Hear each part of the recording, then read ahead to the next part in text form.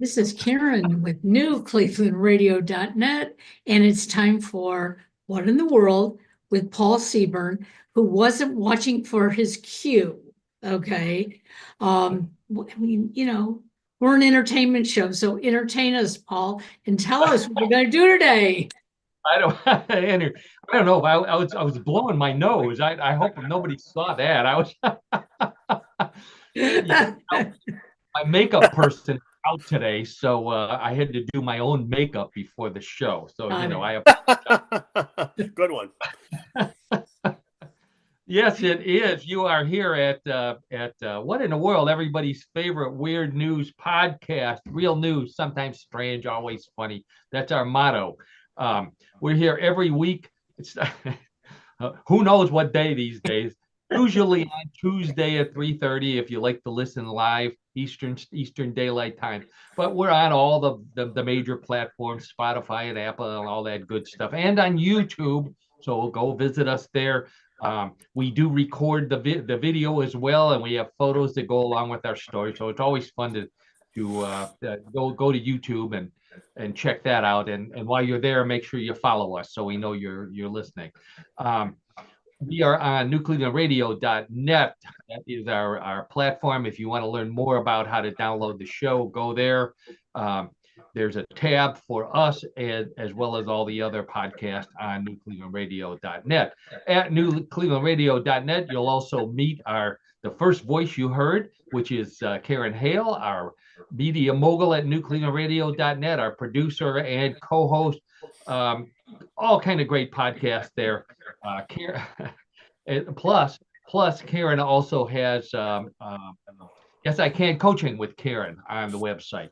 So check that out. That's also our sponsor. So it's always helps us out if you check that out as well. Become a customer of hers. Do you call them customers? You don't call them customers. You call them Clients.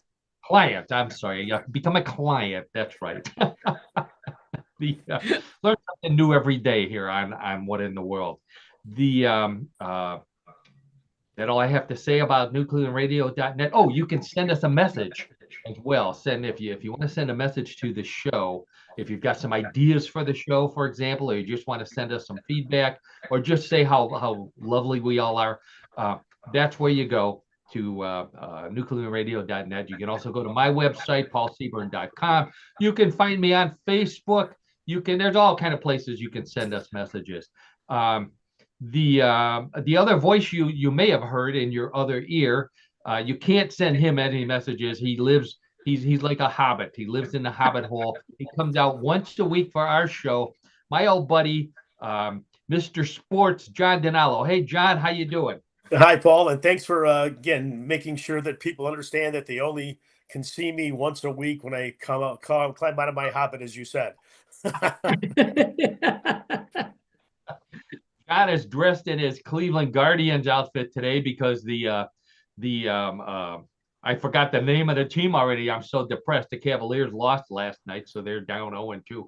I hope when we get back together next week that they're still in the playoffs, because that will be a very depressing show, or at least a depressing intro, and then we'll get on to all the fun stuff. And fun stuff is why you came here, right? If you came here from my regular job, which is at where do I work? You work? I didn't think you worked at all. Occasionally. I don't have a hobbit hole to hide. I'm not retired yet. So MysteriousUniverse.org, I have a weekly column there for all the latest in paranormal news, stuff about UFOs and aliens and all that good stuff. I do talk about Bigfoot and other cryptids there, but we like to talk about them here as well, because John and Karen are huge fans of cryptids, as are many of our listeners. As a matter of fact, I have three big stories this week, two on Bigfoot and one on the Loch Ness Monster. So let's get right to it. Let's see what we're going to give you a taste of what we're going to be talking about here. Florida. That's all I have to say. Florida. We're going to find out who brings the Easter iguana eggs to little kids in Florida. That's what I said. Easter iguana eggs. Pork you wouldn't want to eat or pull from Japan. Why no one gives a dime anymore about dimes. We've got Bigfoot in England. We've got Bigfoot someplace else. I forget where the other location. But also Loch Ness whiskey that the monster plays a big part in. So we'll find out about that. That's from Scotland, obviously. Monkey Mania in Miami. Dancing bears at a wedding. That's a fun one. Yeah, stick around for that one. And then we got some more odd news. We've got world records. We've got trivia. John's got a great strange sport for us.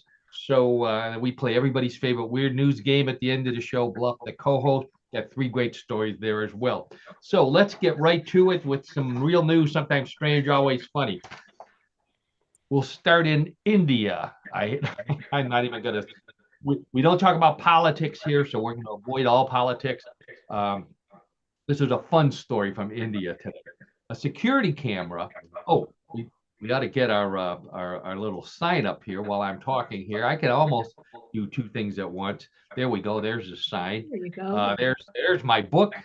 What would you say to a naked space alien? Available on Amazon.com. You can also check out my website, paulseaburn.com, and get a link to the book there as well. So, but what you really want to know is what's happening in Rishikesh. I'm not sure where that is, but it's in India somewhere. And a security camera got this on film. So this, oh, no, that's not it. Where's wow, where'd he come from?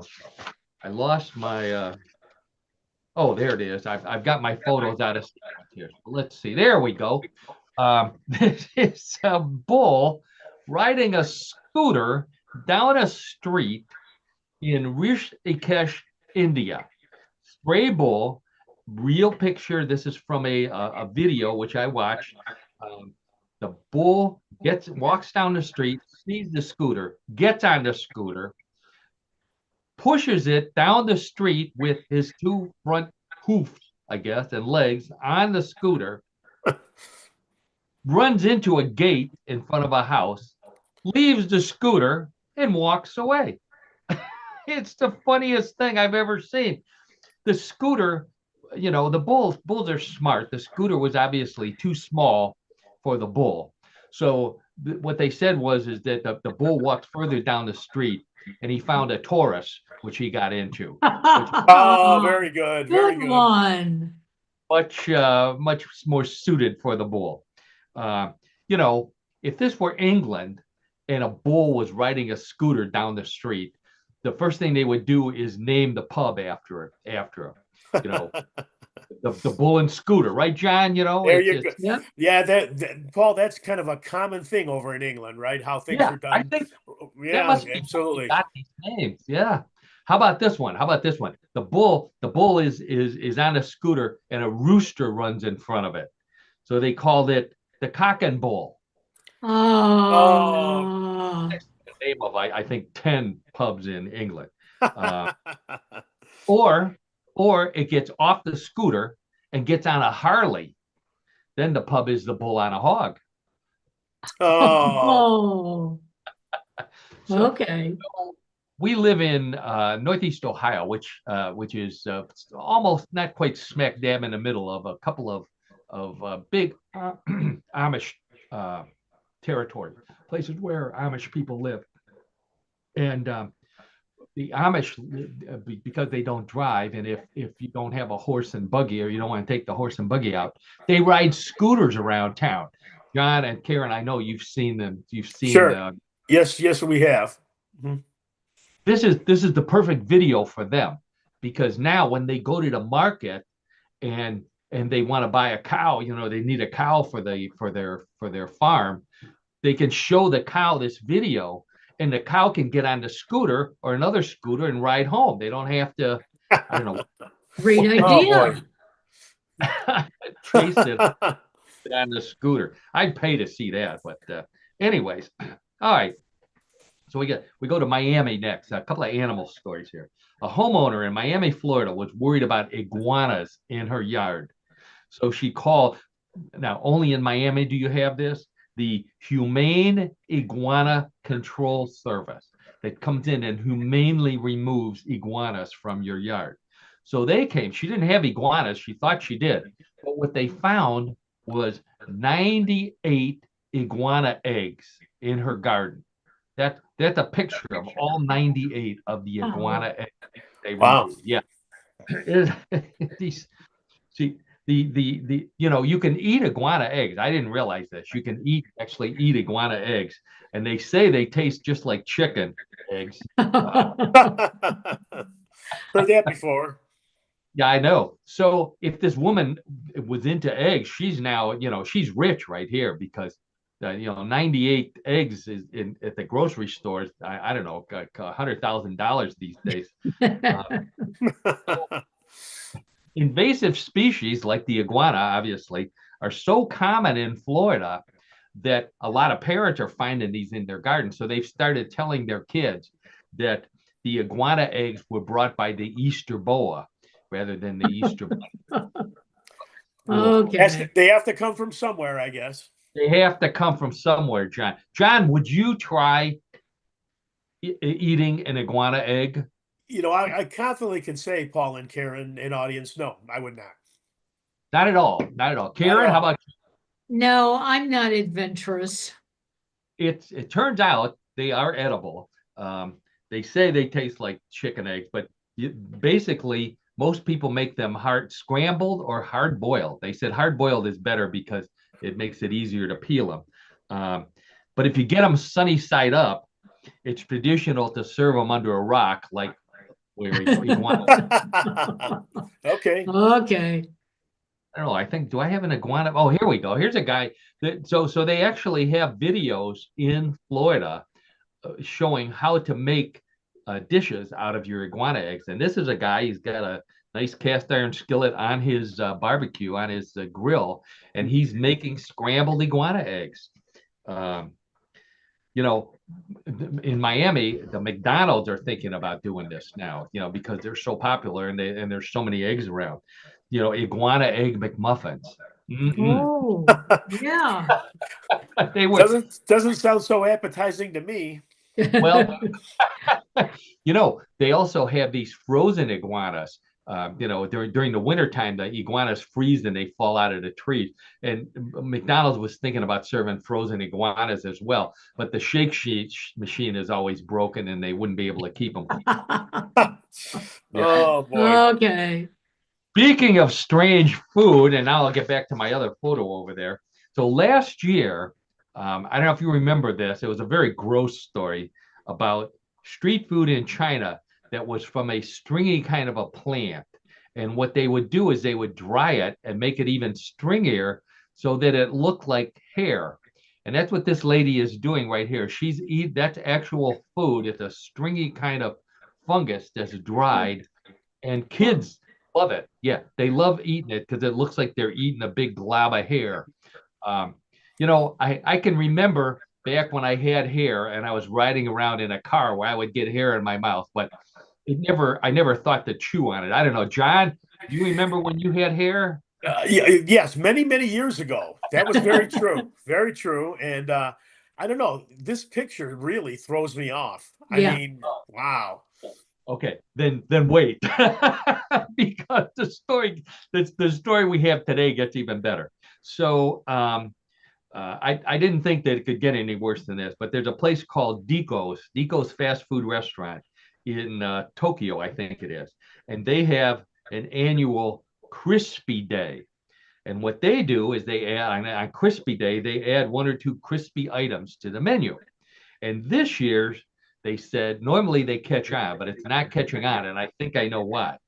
It's called Black Gold Pepper Crispy Pork, which sounds okay. Black Gold Pepper Crispy sounds like something from an Asian restaurant with pepper and crispy.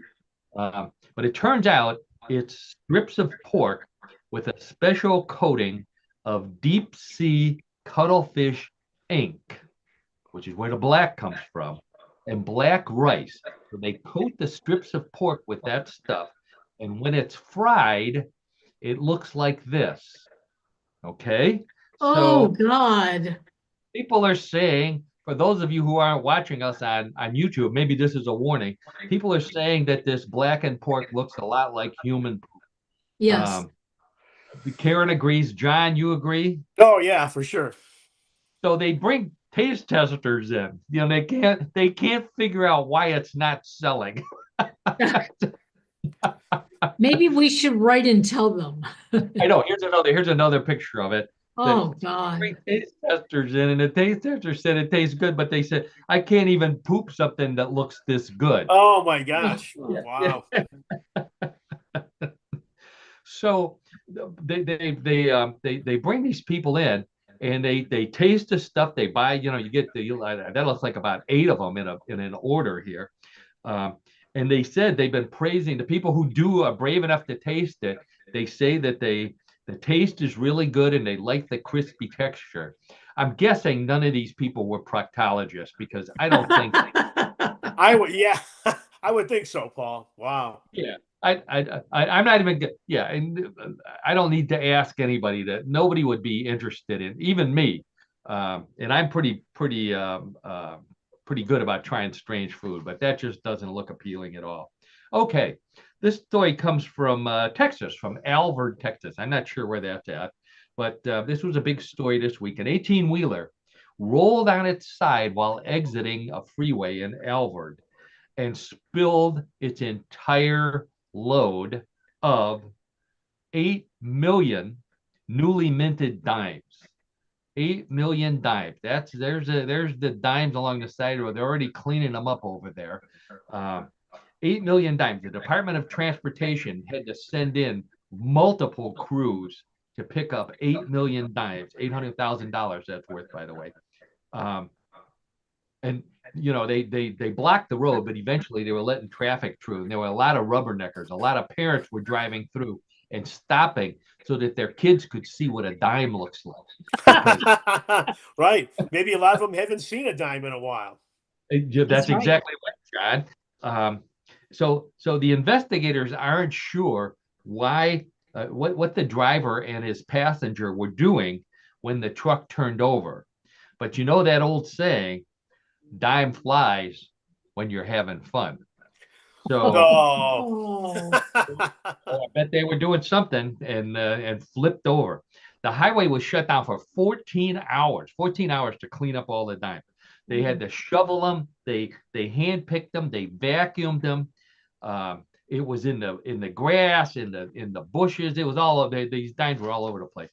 I felt sorry for any of the workers who might have been Republicans, because they're down there picking up another picture of Roosevelt, another picture of Roosevelt, another picture.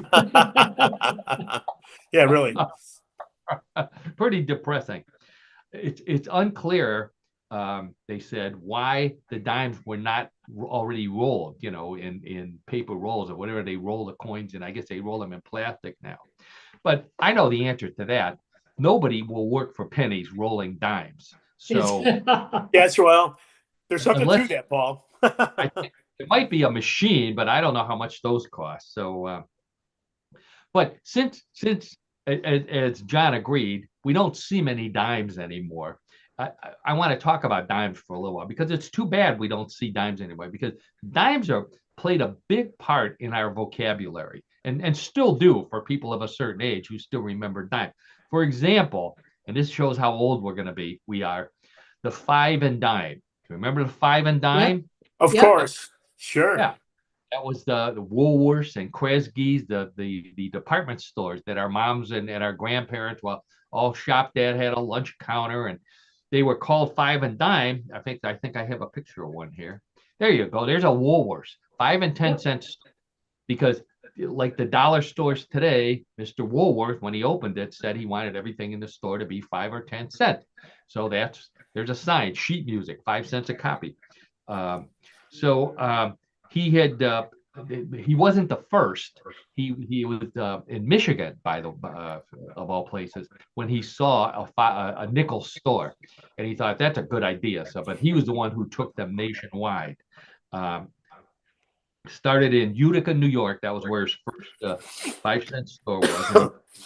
Woolworths just covered the United States, probably many places throughout the world. introduced to our vocabulary the 5 and dime or the 5 and 10 cent store. The dime novel. Now, this is, I think, before our time, but in I guess it is 1860. The publishers, there you go. There's a dime novel right there. The publishers Erastus and Irwin Beale released cheap paperbacks. They were the first ones to come out with paperbacks, and they called them dime novels because they cost 10 cents, which I don't know that may have been a lot, but it says right on the front there, United States of America, 1 dime. A lot of them were, cheap pulp stuff. This is the very first one, by the way, Molesca, the Indian wife of the white hunter, which I'm sure we couldn't say today. No, I don't think it would be politically correct, Paul. No, unless she was from India, back to our previous story. So another one, a dime a dozen. Yep. Now, I still hear people say that, something is not worth a dime a dozen, or they're worth a dime a dozen. Now it means something that's worthless, right? Yep. Sure. Yeah. Well, in fact, that was a phrase that was used several decades ago, Paul and Karen and audience, right? This is a very common phrase. Well, we all used it when we still had dimes. You're right. Sure. It dates back to the 1800s, and it referred to the price that this was a good deal. If you could get a dozen of something for a dime, it was a good deal, not a bad deal. Not a cheap thing, but a good deal. In the 1930s, then towards the Depression, it started to turn the other way, to be something of little value. To turn on a dime or to stop on a dime. I still hear people say that, this car can stop on a dime. That came, believe it or not, from a novel by the name of Heaven, Carl Van Vector, written in 1926. Cleveland, by the way, where we live, you can't stop on a dime because the dime is usually in a pothole. Yes. Yes. That is true. That is very true. We are in the throes of pothole season here in Cleveland in May. The potholes will be filled right about in October when it starts to snow again for next winter. So, okay. So little trip down memory lane, trip down the dime lane here. This was an interesting story here. This one comes from, I think she's in Australia. Yeah. Yvette Koiba. She loves to cook so much. She set a Guinness World Record for the longest cooking marathon by one person when she spent 140 hours, 11 minutes, and 11 seconds cooking nonstop in her restaurant, as well as serving all of the dishes that she cooked to the people who were at the restaurant. That's incredible. That is incredible. 140 hours? Wow. The poor lady, she set a second record because for the most time saying, oh my God, not an order for burger and fries. Another order for burger. That's all she was making. But it's actually she's originally from, I think, Nigeria. So there was a lot of African flavored food. But that's beside the point. 5 days. She was on her feet for 5 days cooking. I have a hard time spending an afternoon cooking. 5 days. By day 5, she was so exhausted.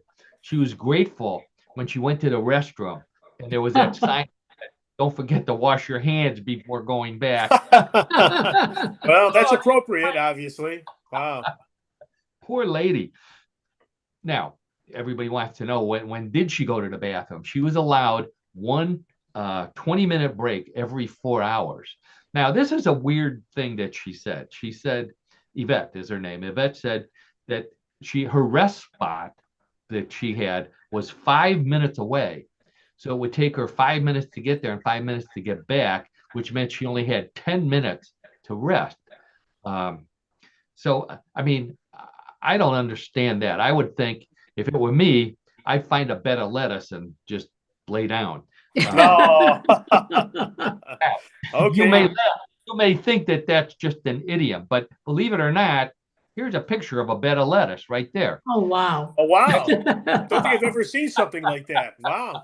It's a beautiful, beautiful bed that looks like a regular sized bed, with a bedspread that looks like multiple leaves of lettuce and pillows trimmed in lettuce and all green. If you think that's cool, wait till you see this one. So this is a covered this Oh my gosh. Wow. covered bed, four-poster bed. The lettuce leaves form the cover over the bed, and everything's in green. Very nice looking. It almost looks like it's homemade. The posters are made out of.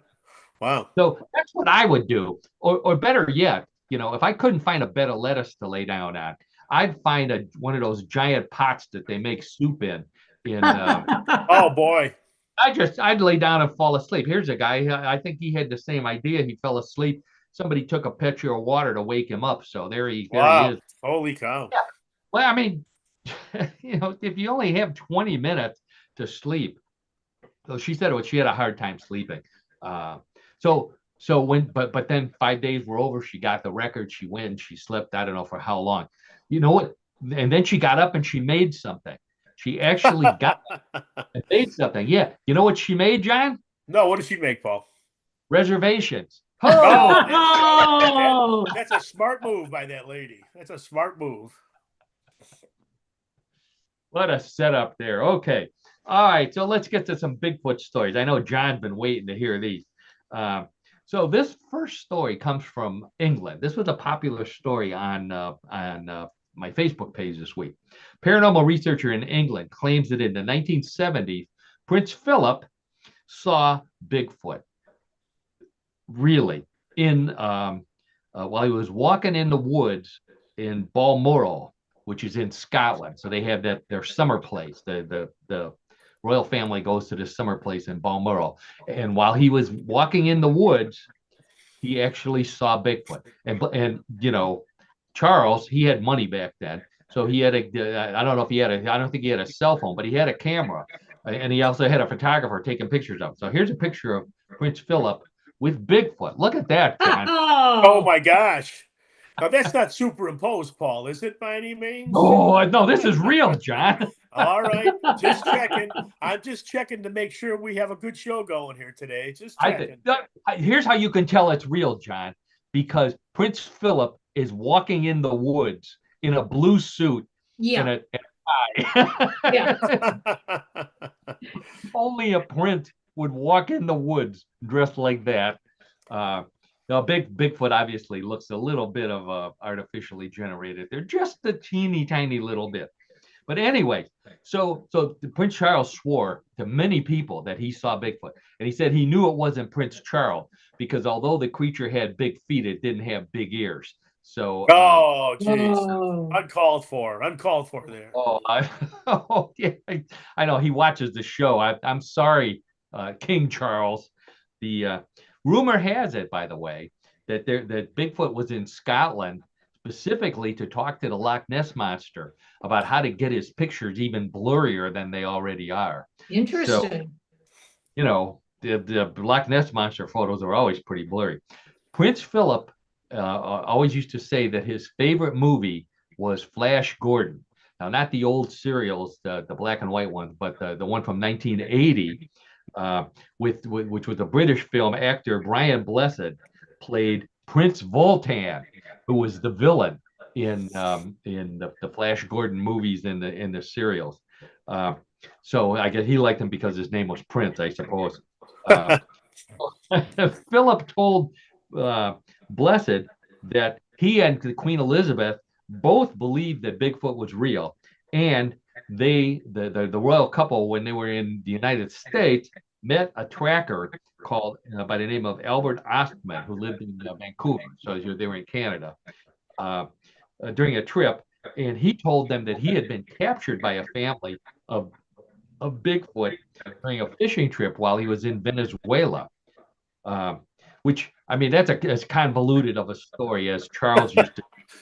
Really, Charles used to tell those kind of convoluted stories when he would sneak out of the palace to go visit Camilla or whoever it was he was visiting. Strange. It's one of those. I knew that that Philip was into UFOs, but I never realized that he was into Bigfoot as well. So, any comment on that, John? No, it's just that it's just really odd to say the least. I'm going to leave it at that. Okay. The photo or the story? Both. All right. You'll like the next one better. Okay. Okay, good. I hope so. Oh, this one. Oh, I got a bunch of photos for this one. Actually, they're clips from a video. But this one comes from the Rocky Mountain Sasquatch Organization, RMSO. A huge source of Bigfoot information that I use at Mysterious Universe all the time. So this man was camping at the Carson River Resort in Markleeville, California, which, if you're not familiar with California, is just south of Lake Tahoe on the east coast of California. And he says, I was walking through camp early morning when I felt someone or something was watching me up on the ridge. So, I mean, either there was something there or he's one of these paranoid drug users. I'm giving him the benefit of the doubt. So he says he shot some video in that direction, but he didn't see anything. Then he came home and he showed it to his daughter and told her the story. And she said, Dad, look carefully in this video and you can see Bigfoot. Now, I don't have one of those red circles there, but way up in the top of that video, that photo here, which there's a figure that looks like a humanoid figure, a big humanoid figure. There you go. Thank you, Karen. You're Standing to a tree. So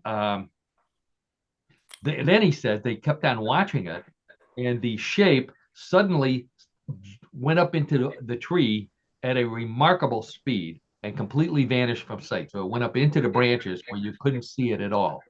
He said it was too fast to be a bear. I think I have another photo of it here. There we go. Oh, there's the circle moved up. So there's a close up of him down there.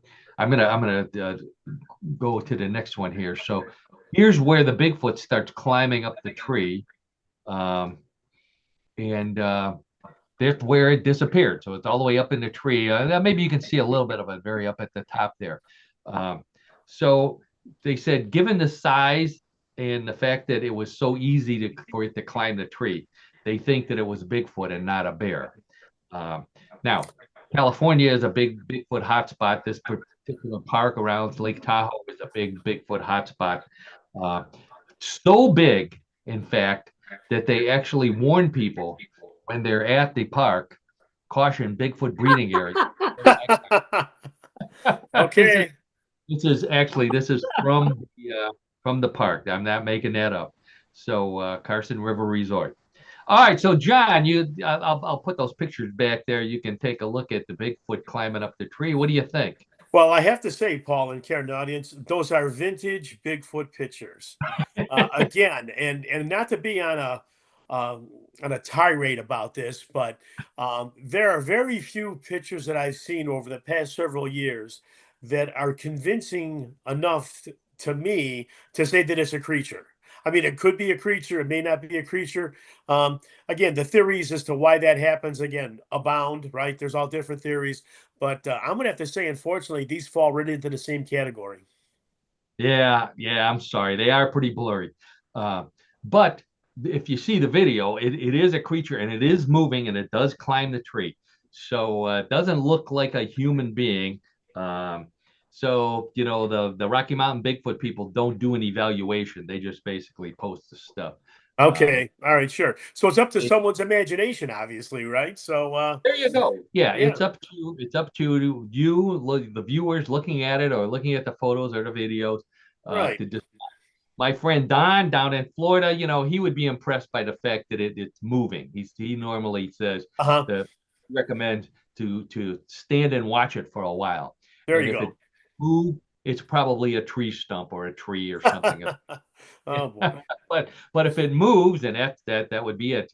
He'd be a little more open to the idea that that's a Bigfoot there. Yeah, it gives a little more credence to it, I think. Yeah. Okay, let's move to Scotland, to my favorite monster, the Loch Ness Monster. So, Scotland is famous for the Loch Ness Monster. It's also famous for Scotch whiskey. And now a Scotch whiskey maker by the name of Domhane, I'm sure I'm mispronouncing that. They've combined the two by putting scotch in a wooden cask or maybe metal, I'm not sure. And then they dumped the cask into Loch Ness at the deepest spot and left it there, 702 feet down, left it there until the extreme pressure of the water above it quickly aged the scotch. And then they, in a process they called hydrostatic diffusion. So, pretty scientific term there. So you got to believe them. And they said that it altered the molecules of the scotch and gave it a unique flavor, which they call a game changer for the industry. See, I think I have a picture of the bottle right there. There we go. There's a picture of the bottle of scotch. Okay.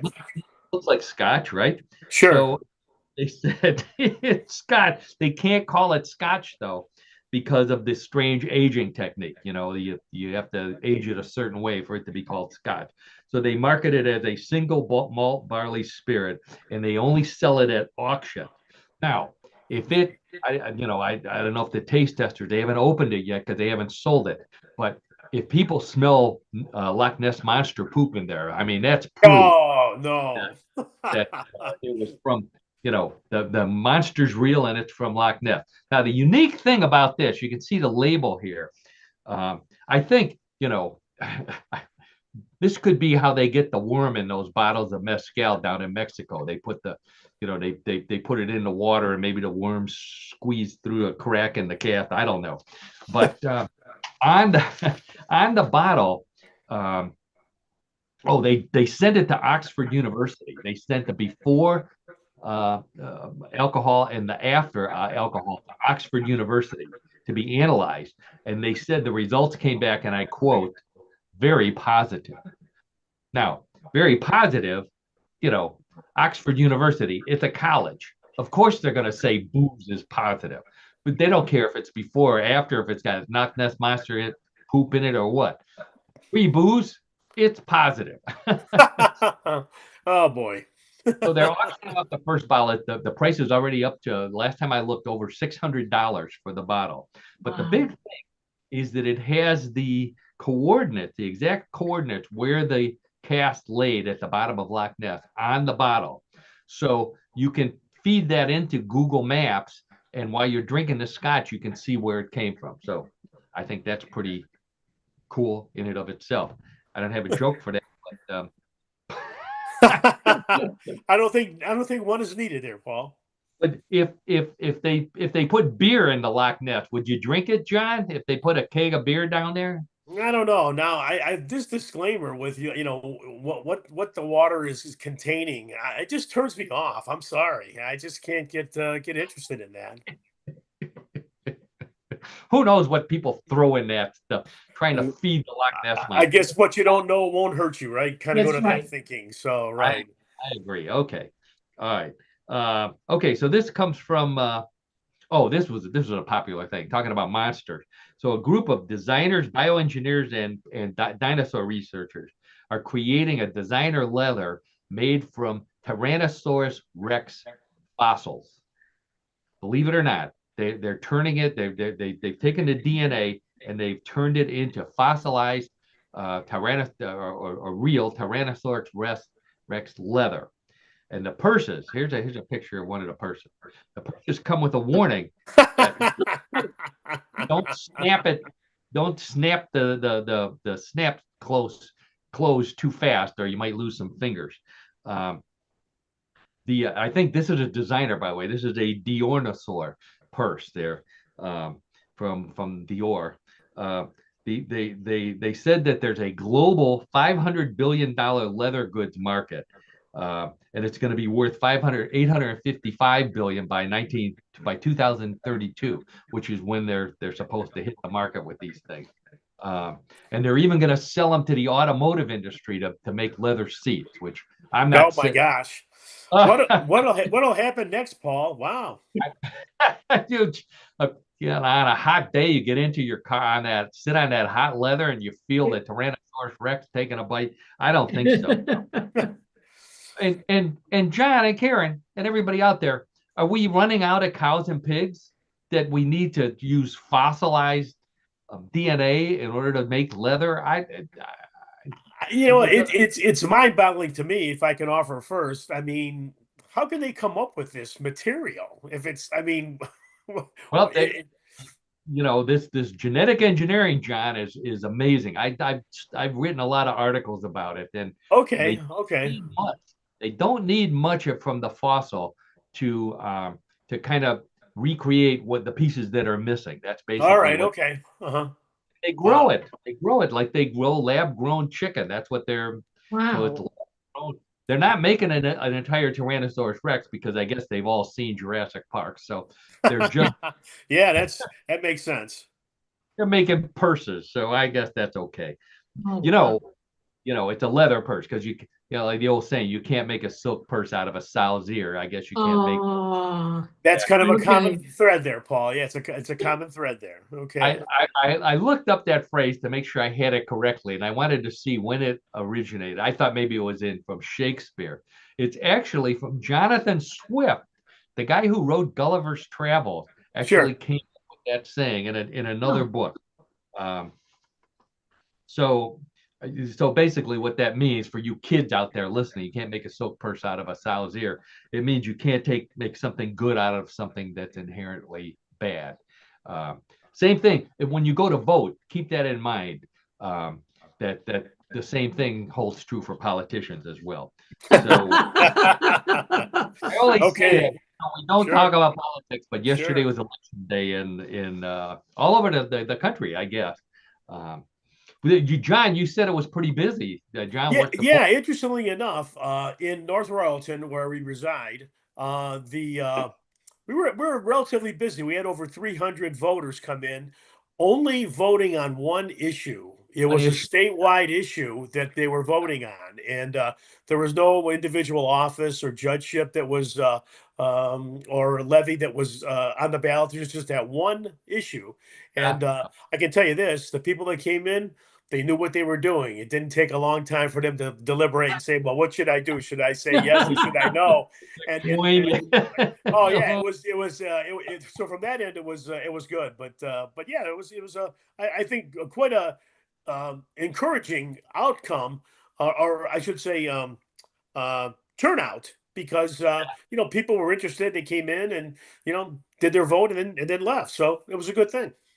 I said they said the same thing. A friend of mine works at the polls in Brecksville, and he said the same thing. And it's a warning, when there's an actual issue or politicians on the ballot, the voting places are going to be packed the next time for the midterms and all that. So get Oh ready. sure. You expect that for sure. Yeah.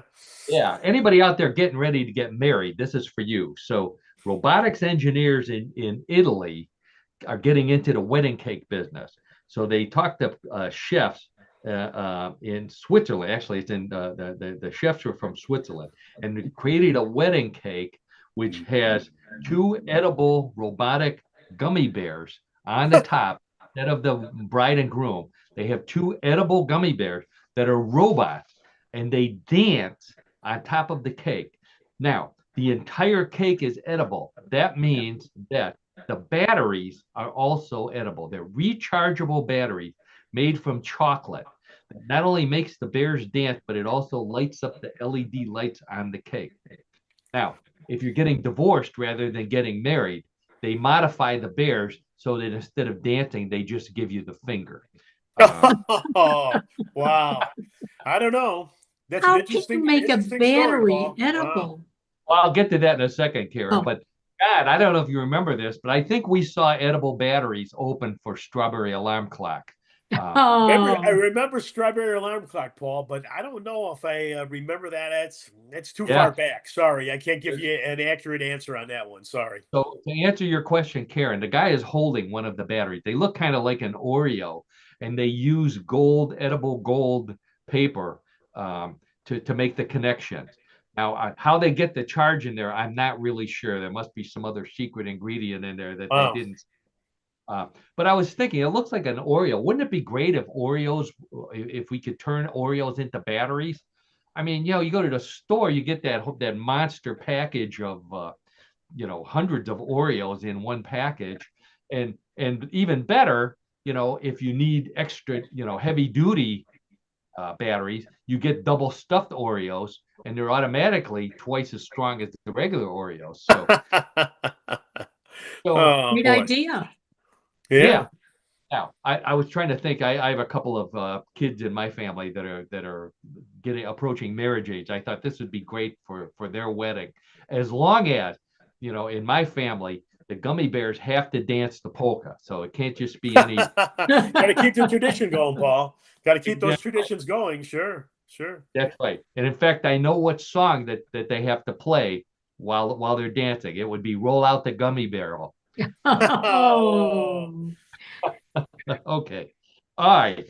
I think this is, let's see. I'm watching my time here. We're on a different time schedule here. So, Homeowners Association in Mount Dora, Florida, is warning residents that there's a wild monkey on the loose. There's a picture of the actual monkey on the loose in a subdivision it's near Miami. Uh, Now, the warning came from the homeowners association. Being a typical homeowners association, the only reason they were warning people is because the monkey hadn't paid his association fees yet. A common occurrence, I see. Exactly right, John. So, and this being Florida, there's some people who are looking for the animal with their special monkey hunting guns, which are called Reese's Pieces. Oh, wow. Interesting. You gotta put a bunch of things together in your head there. Reese's Monkeys and carrying a piece. And okay, I got it. All right. I got it too, Paul. I think most of our audience got it as well, and so did Karen. I think so. Yeah, I don't need you. Our audience is far smarter than me, that's for sure. Okay, one more food story. So, in addition to the usual foods and beverages in Japan, this Japanese convenient food store called Psycho Mart offers laundromats and showers for just a few bucks, coin operated or maybe card operated showers and laundromats. This is a picture of the shower right here. The laundromat looks like a standard laundromat. Not to be outdone, 7-Eleven is also offering the same service for their customers, but they have to go out behind the store where there's a bucket and a hose and leave $1 underneath the bucket, I guess. If you're in there and you're washing your clothes while you're taking a shower, they ask that you not dry yourself off by the hot dog machine. Yeah, that would be smart, I guess. That's a smart move, Paul. Bring a towel. I think, bring a towel. Can you imagine doing that? Going to a convenience store and taking a shower? I mean, I'm sure there's people who need a service like that, but boy, I don't know. Could be the wrong place, I think. I think so. Well, all right. I think we made it through our weird stories. That means it's time for what in the world of sports with my old buddy John Denalo. Regular listeners know John and I met in college. We are fraternity brothers. We stayed friends all these years. John knows more about sports than I'll ever know, more than anybody I know. So I always ask him, John, this week, find us a sport that's a real sport, sometimes strange, always funny. John's got a great one this week. So, John, why don't you get right into your sport? All right, Paul, thank you for the introduction. So, audience, today, our sport is bottle kicking. And this is, this is another one of those old sports that take place every year on Easter Monday when the Lenten fast is over and it's okay to drink beer again. So, bottle kicking is an outdoor sport that's played across a mile-long area in Haliton, England, in which two teams attempt to move a wooden barrel, and they call this barrel a bottle, across the opposing team's stream, which is a mile away. A mile away? It's a mile away. So records of bottle kicking date to the late 18th century, but the custom is thought to have originated 2,000 years ago. Wow. According to local lore, it began when two ladies of the region of Haliton were saved from a charging, raging bull by a startled hare, which distracted the bull from his charge. These ladies showed their gratitude to God by giving a gift of land to the church on the understanding that every Easter Monday, the vicar would provide a hare pie, the rabbit kind, 12 penny loaves, and 2 barrels of ale for the poor and disadvantaged of the village. Wow. Now, the Hamilton villagers would fight each other for the food and drink, and on one occasion, the residents of the neighboring village of Medbourne joined the fray and actually stole the beer. It was so much fun, the villagers decided to do it every year following. So, Wow. legend has it that the rector of Hallaton, this is a government official, he opposed bottle kicking because of its pagan origins and tried to ban the event in 1790. But he gave in after the words, "No pie, no parson" appeared on the wall of the vicarage. So there was a little bit of intimidation going on there, and that's kind of how that proceeded. Now, the event itself starts with a parade where locals carry a large hare pie and 3 small kegs of barrels. 2 are filled with beer, and then there's a dummy barrel, which is, believe it or not, just made of solid wood, and it is painted red and white. Now, Wow. that is a tradition, and I can't explain to you why that third barrel is the way that it is, but we have to go to tradition on that. So, as the event starts, the parade with the parade, where locals carry those things, the pie is then blessed by the vicar before being cut apart, and it's actually thrown to the crowd for the scramble. And the rest is placed in a sack to be carried up the nearby Hare Pie Hill. Go figure that. Now, the bottles are then taken to the butter cross, which is a conical structure with a sphere on top, once used for keeping butter and cheese cool. But again, here the penny loaves are then distributed to the crowd. Then the bottles are tossed in the air 3 times, signaling the start of the competition. Now, there are virtually, as you can see, no rules to the bottle kicking, except there's no eye gouging, no strangling, and no use of weapons. Each team tries to move the bottles on a best of 3 basis across 2 streams, as I said before, 1 mile apart. Now, and this is done by any means possible. There are obstacles such as ditches, hedges, barbed wire, and broken bones are common. And the emergency services are also generally then on hand. So if they have to call the squad to help someone, the squad is there. Now, after the game, star players climb on the buttercross where they drink from one of the bottles before passing it around, and then, of course, heading to the pub. Locals say a visitor took the basics of the bottle kicking game back to the university that is in Rugby, England, and they're creating the modern game of rugby football that we know. Think of this: the rugby ball mimics the shape of the small beer keg, so it's a Wow. possibility.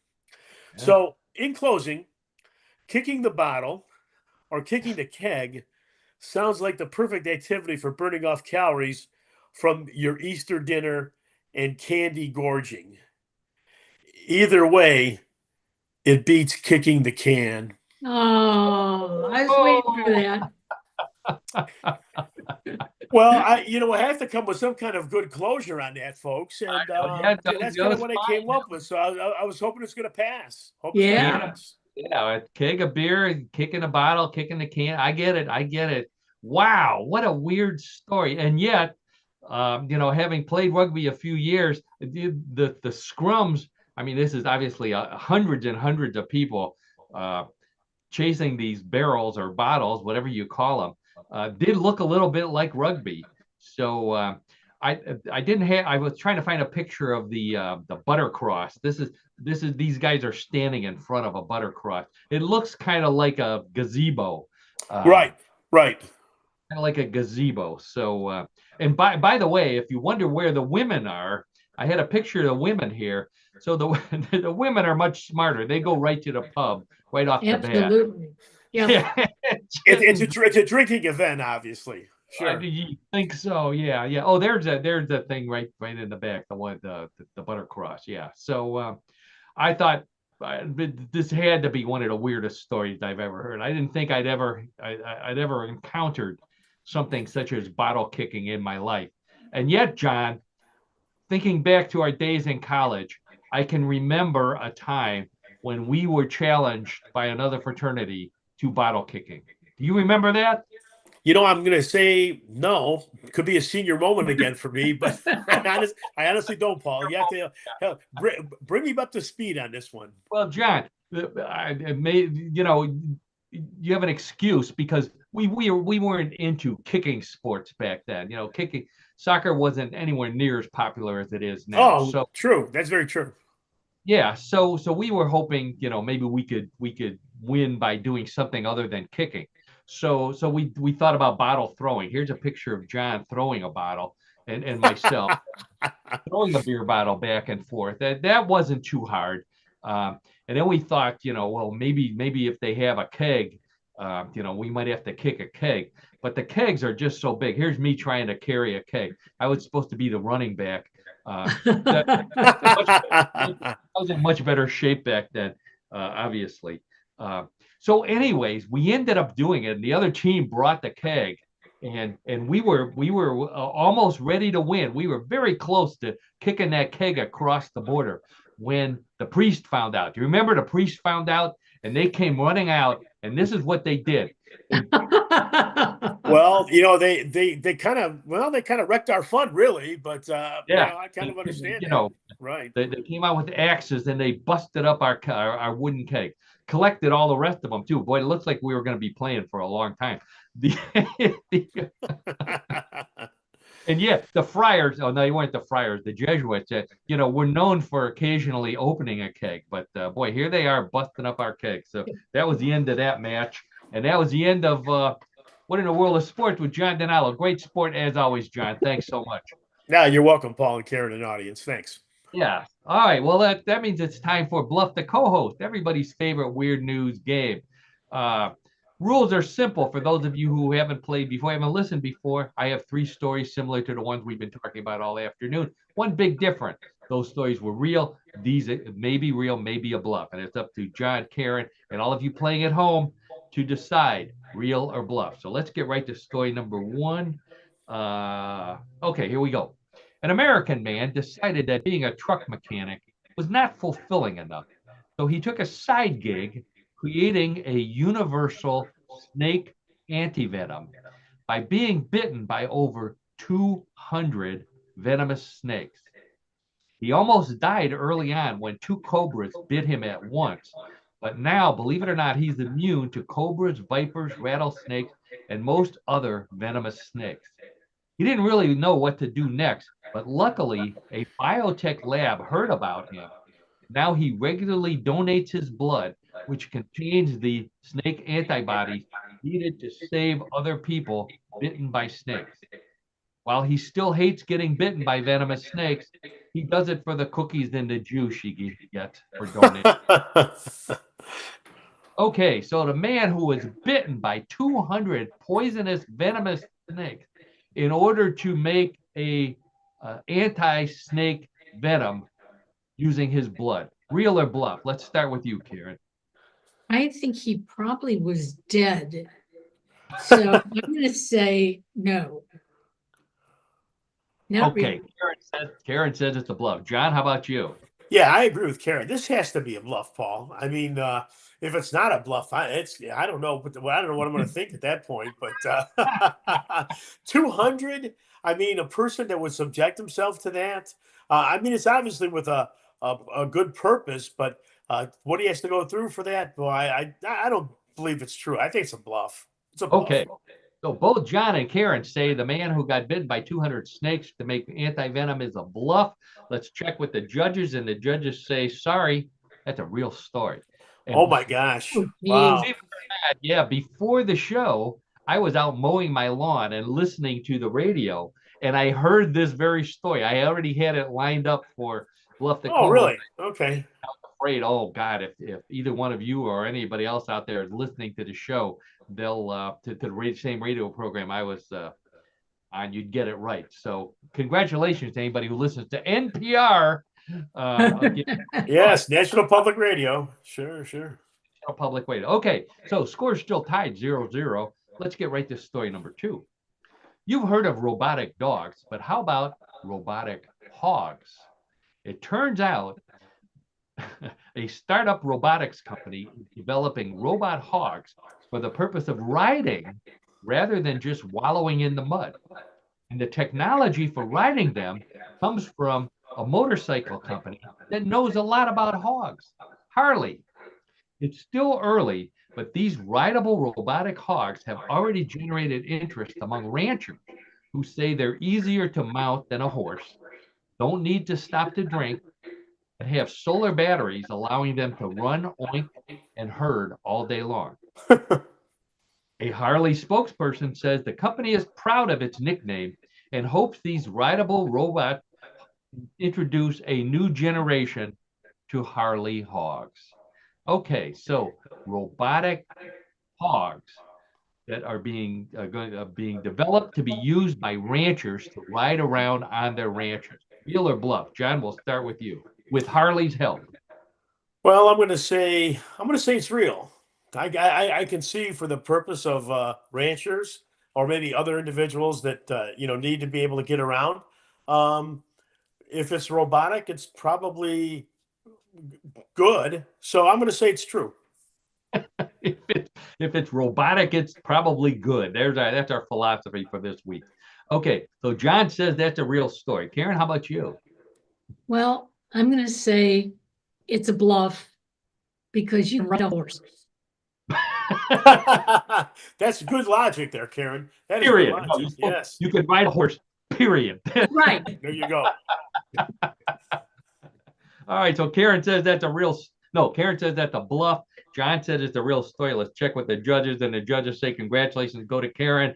And anybody else who said that's a bluff, it is definitely a bluff. I don't think Harley would get involved with anything like that. And who wants to ride a pig? I don't know. Well, it's a robot. Remember that. Yeah. Oh, I'm sorry, Yeah. John. That's right. Like the ones in front of the grocery store that you put a quarter into. Yeah. They're right. Good one. If you were paying attention during the earlier portion of our show. All right. So that means the score is 1-0. Karen's in the lead, but points are doubled in round number 3. So John can come roaring back. So let's get right to it and see if that happens. A woman in Denmark thought she was the only person around who screamed like a gull when she was depressed. But then she heard about a gull screeching contest in Belgium. So she decided to cross the border and enter, and was thrilled to meet all kinds of other people who like to screech like gulls for all kinds of reasons, not just for money, fame, and prizes. Not only do the entrants screech like their favorite birds, they dress up like them and even load up before the competition on the favorite food of gulls, French fries. Proceeds from the event go to the preservation of gulls, which, despite all the ones you see around fast food restaurants, are actually becoming endangered. Okay, so a woman who thought nobody else wanted to screech like a gull, then she found out that there's an actual competition with all kinds of other people who like to dress up like gulls and scream like them. Real or bluff? Let's start with you, Karen. Well, I'm surprised that John hasn't found this story because I'm sure it's a sport. So I'm going to say it's real. I mean, no doubt about it. Okay, Wow. Karen. Oh, yeah, it's real. John, what do you say to that? Well, it could be a sport, Karen, an audience, but I'm going to hope that it's not real. People dressing up as gulls and screaming. I understand where you want to vent and all that, right? But why do you have to dress up as a gull? I mean, I just don't see it. But that's my opinion. So I don't know. Oh, okay. So John says it's a black. Can't see people dressing up like gulls and screeching like gulls. Karen, on the other hand, says it's a real story, and she's disappointed John hasn't found it for Bluff the Cove. There could be or for his segment, there could be a reason why. Let's check with the judges, and the judges say, "You're right, Karen. He should have found this one because that's a real competition." Wow. Wow. Maybe John, I have to ask you, people dress up like dogs to go to the football game. That's well, right. Karen, that's a good point. That's a very good point. And people are capable of dressing like all types of animals. I just found it odd for a gull, but again, that's just my view of things. But congratulations on a great win. Thank I'm you. gonna have to really go back and just to study, and You we got to got study. flashcards. Yes. We'll have flashcards this week to make sure we can try to have a little bit of a better showing next week for sure. There we go. I want to say, Google gull contest, gull screeching contest. The costumes are really clever, and they really do load up on French fries, which is a seagull's favorite food, obviously, when you're not near the ocean. So yeah, congratulations, Karen. Congratulations to anybody else out there who got any or all of them right. And we've reached the end of another episode of What in the World on the day after we're normally scheduled. So I want to thank my co-host, media mogul at newclevelandradio.net, and our producer, Karen Hale. Thank you, Karen, for everything you do for our show. Please, everybody listening, go to newclevelandradio.net. Check out how to download our show, how to listen to it on your favorite device. And then, of course, check out all the other great podcasts Karen has. And Yes, I Can Coaching with Karen. What else do you need? If she delivered food, that would be too much. That's exactly enough. There you from newclevelandradio.net. And then I want to thank my old buddy John Dinalo. John, thanks for putting up with me for picking on you all this week. But great stories, great sports, great comments as always. Oh, it's a lot of fun, Paul, and that's okay. It kind of comes with the territory, so I'm good with it. And it gives him a reason to come out of his hobbit hole once a week. That's right. Exactly. We enjoy doing that. And most of all, we want to thank all of you out there listening to the show. You're the reason why we do it. We hope you have as much fun listening to the show as we do putting it on every week. And by every week, I mean normally on Tuesdays at 3:30 live. But you can listen to us anytime, all you people who are into streaming and screaming if you want to scream while you're listening. And on that note, Karen, anything else, any other business we need to conclude? Well, I just want to say that the Louisville Bats won their game today against Omaha. So good. Go Bats. And happy Mother's Day to all the mothers out there. Oh, sure. Coming up on Sunday, right? Exactly. Happy Mother's Day, everyone. Sure. Yep. And hopefully have a great meal wherever you go. Take your mom out to dinner or breakfast or whatever you do. Let's hope that we'll be to have some good news about the Cavaliers and the Guardians.